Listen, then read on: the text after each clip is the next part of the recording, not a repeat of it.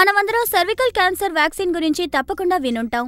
దాని గురించి మాట్లాడడానికి డాక్టర్ షోయబా ఇక్కడున్నారు. ఈమె ఆ వ్యాక్సిన్ గురించి మనతో చెప్పబోతున్నారు. ఆ వ్యాక్సిన్ని మనం వేసుకోవాలా లేదా, అది అందరికీ అవసరమా, ఎవరు దాన్ని వేయించుకోవాలి, అది పనిచేస్తుందా లేదా అని చెప్పబోతున్నారు. చెప్పండి డాక్టర్. అదొక సర్వికల్ క్యాన్సర్ వ్యాక్సినే కాదు, అదొక హ్యూమన్ పాప్లిమో వైరస్ వ్యాక్సిన్.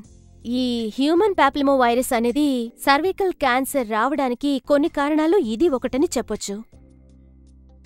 ప్రాబ్లం ఏంటంటే అందరూ దీన్ని సర్వికల్ క్యాన్సర్ వ్యాక్సిన్ గా చూస్తున్నారు. అందరూ ఏమనుకుంటున్నారంటే ఈ ఇంజెక్షన్ చేయించుకుంటే సర్వికల్ క్యాన్సర్ రాదనుకుంటున్నారు. అది కాదు, సర్వికల్ క్యాన్సర్ వచ్చే రిస్క్ తగ్గుతుంది. ఈ ఇంజెక్షన్ ఇండియాలో చాలా కాస్ట్లీ.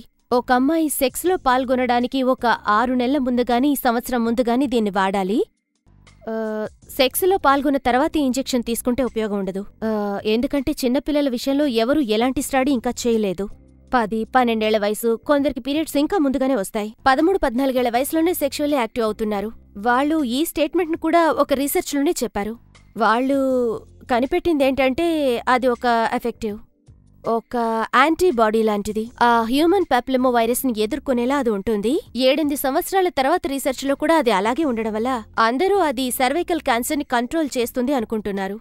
కానీ సర్వికల్ క్యాన్సర్ని తెలుసుకోవడానికి, అడ్డుకోవడానికి ఒకే దారి పాప్స్మియర్. దాన్ని రెగ్యులర్గా చేస్తే చాలు. లైఫ్ లాంగ్ చేస్తే ఖచ్చితంగా సర్వికల్ క్యాన్సర్ని కంట్రోల్ చేయొచ్చు.